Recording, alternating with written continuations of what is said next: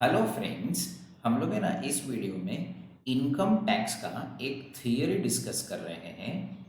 Cases when income of a year will be assessed in the previous year itself. Exam में ना इस पे ना एक थियरी क्वेश्चन या तो मे बी एमसीक्यू क्वेश्चन आ सकता है।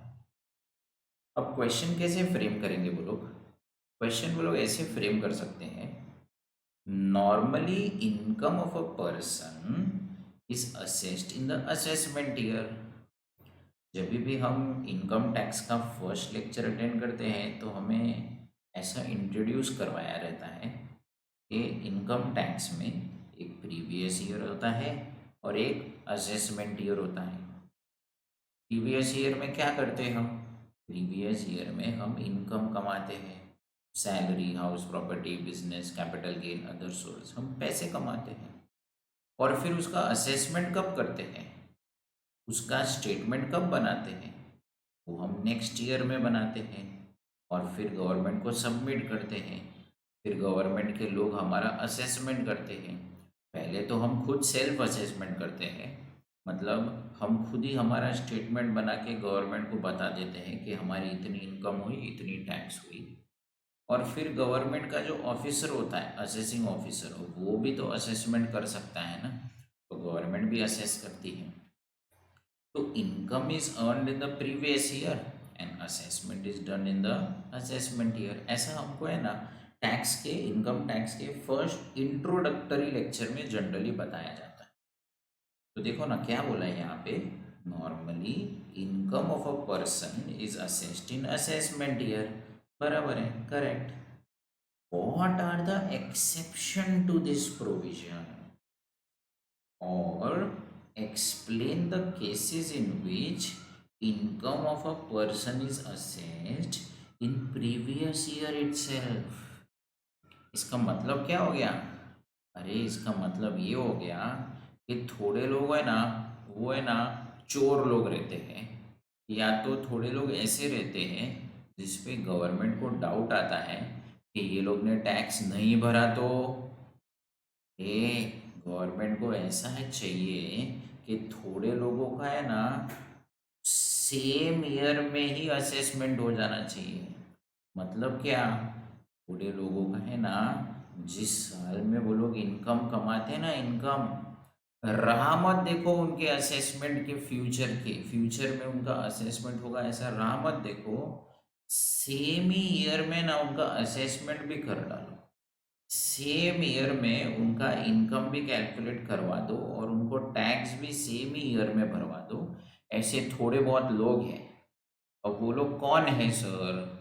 तो देखो ना, आप जब पढ़ोगे ना, उनका नाम देखोगे ना, उनके केसेस देखोगे ना, वो सिचुएशन देखोगे ना, तो आप खुद ही ऐसा फील करोगे कि गवर्नमेंट को डर लग रहा है कि ये लोग शायद टैक्स ना भरे, ये लोग शायद भाग जाए, ये लोग शायद ऐसे लोग हो जिनसे गवर्नमेंट बाद में फ्यूचर में टैक्स नहीं वसूल पाई। तो अगर असेसमेंट ईयर में राह देखा और तभी टैक्स नहीं मिला तो कौन है वो लोग? देखो आप खुद ही रियलाइज करोगे, वो लोग ऐसे लोग हैं जो शायद भाग सकते। देखो, shipping business of a non resident, बहुत बार क्या होता है, इंपोर्ट एक्सपोर्ट होता है ना, तो नॉन रेजिडेंट है ना, वो अपनी शिप लेके इंडिया में आता है। फिर वो अपनी शिप लेके इंडिया में आता है, फिर इंडिया के लोग उसको बोलते हैं कि हमारा गुड्स अफ्रीका लेके जाओगे, हमारा गुड्स यूएस लेके जाओगे, हमारा गुड्स फॉरेन लेके जाओगे। तो वो बोलता है हाँ मैं लेके जाऊंगा, लेकिन इतना पैसा लगेगा, इतना फ्रेट भरना पड़ेगा, इतना हैंडलिंग चार्जेस होगा, ट्रांसपोर्टेशन चार्जेस होगा, लोडिंग चार्जेस होगा, अनलोडिंग चार्जेस होगा।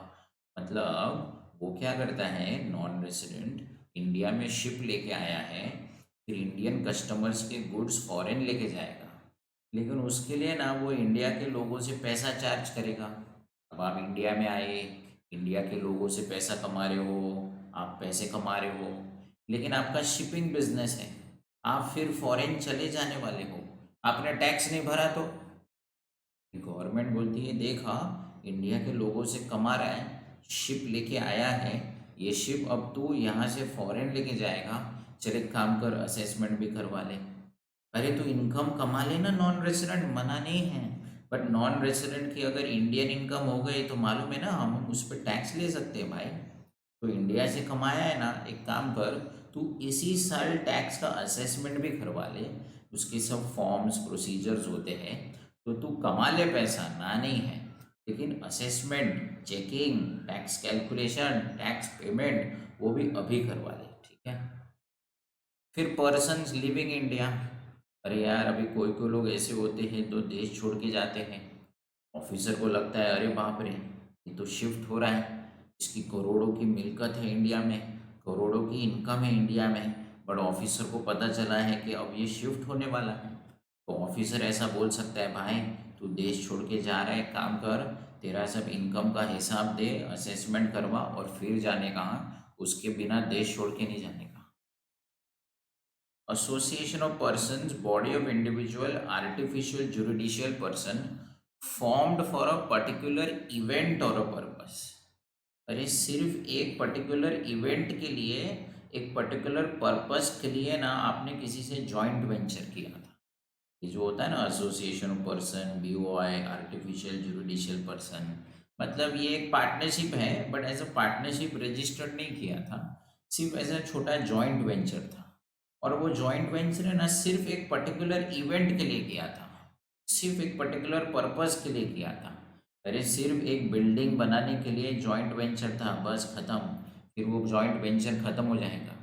अरे सिर्फ इंडिया में एक पर्टिकुलर सर्कस के लिए 4-5 दिनों के लिए, 10-15 दिनों के लिए सिर्फ एक जॉइंट वेंचर किया था। अरे सिर्फ एक एग्जीबिशन के लिए ना किसी ने साथ में मिलकर जॉइंट वेंचर किया था। ऐसे छोटे मोटे इवेंट्स हो सकते हैं ना, जिसके लिए थोड़े लोग साथ में आएंगे, पैसे कमाएंगे, फिर अलग हो जाएंगे। तो गवर्नमेंट बोलती है तुम साथ में आके एक पर्टिकुलर स्मॉल पीरियड के लिए साथ में आ रहे हो, फिर अलग हो गए, फिर हम तुमको किधर ढूंढते बैठे कि कौन था उसमें पार्टनर, कौन साथ में आए थे, क्या था। एक काम करो यार, तुम लोग पे भरोसा नहीं है, तुम एक काम करो, अपना इनकम जो है ना वो सेम ईयर में असेसमेंट करवा लो यार। हम असेसमेंट ईयर की राह नहीं देखेंगे, सेम ईयर में असेसमेंट करवा लो। फिर नेक्स्ट है person likely to transfer property to avoid tax. अरे गवर्नमेंट को न्यूज़ मिला है कि है ना, कोई चोर इंसान है, वो अपना प्रॉपर्टी सब अपनी बीवी के नाम पे करने वाला है, क्योंकि उसको ऐसा डाउट आ गया है कि उसकी चोरी पकड़ी गई है। अरे सब कुछ अपने बच्चों के नाम पे कर दिया। Is likely to transfer property, अभी तक शायद किया नहीं है, बट ऑफिसर को न्यूज़ मिली है। अरे ऑफिसर के भी तो अपने खबरी लोग रहते हैं ना, गवर्नमेंट के भी तो अपने खबरी लोग रहते हैं। तो खबरी लोग से पता चला है कि ये इंसान है ना, उसकी चोरी पकड़ने वाली है ना, इसलिए ये सब प्रॉपर्टी अपने बीवी बच्चों के नाम पे करके भाग रहा है। तो गवर्नमेंट बोला अच्छा, एक काम करो, उसका असेसमेंट तुरंत स्टार्ट कर दो। और लास्ट में डिसकंटिन्यूड बिजनेस। अब आप गवर्नमेंट को पता चला है कि ये बिजनेस अभी डिसकंटिन्यू होने वाला है, तो बाद में राह क्यों देखे फ्यूचर की, एक काम करो ना, इसका सेम ईयर में असेसमेंट प्रोसीजर चालू कर दो ना। तो देखो, सब में अगर आप मोटे मोटे देखोगे ना, तो सब में ना गवर्नमेंट को लगता है कि यहाँ पे ना फ्यूचर का राह नहीं देख सकते हैं, क्योंकि या तो वो देश छोड़ के जा रहा है ना, यहाँ पे नॉन रेजिडेंट है, यहाँ पे सिर्फ एक पर्टिकुलर इवेंट के लिए है, यहाँ पे तो ये दूसरे के नाम पे प्रॉपर्टी ट्रांसफ़र कर दे रहा है, और यहाँ पे बिजनेस डिसकंटिन्यू हो जाने वाला है। मतलब सब जगह पे है ना, आप देखोगे ना, तो कुछ ना कुछ टेम्पररी फीलिंग आ रही है गवर्नमेंट को, या तो फॉरेनर की फीलिंग आ रही है गवर्नमेंट को। इसलिए गवर्नमेंट ने बोला कि इसका असेसमेंट है ना सेम ईयर में ही कर दो। इसके लिए ना जिस साल में कमाया है ना, उसी साल में उसका सब प्रोसीजर वोसीजर, फॉर्म फिलिंग, रिटर्न फाइलिंग, सब कुछ उसी साल में करवा दो। थियरी क्वेश्चन एक्सपेक्टेड है। All the best.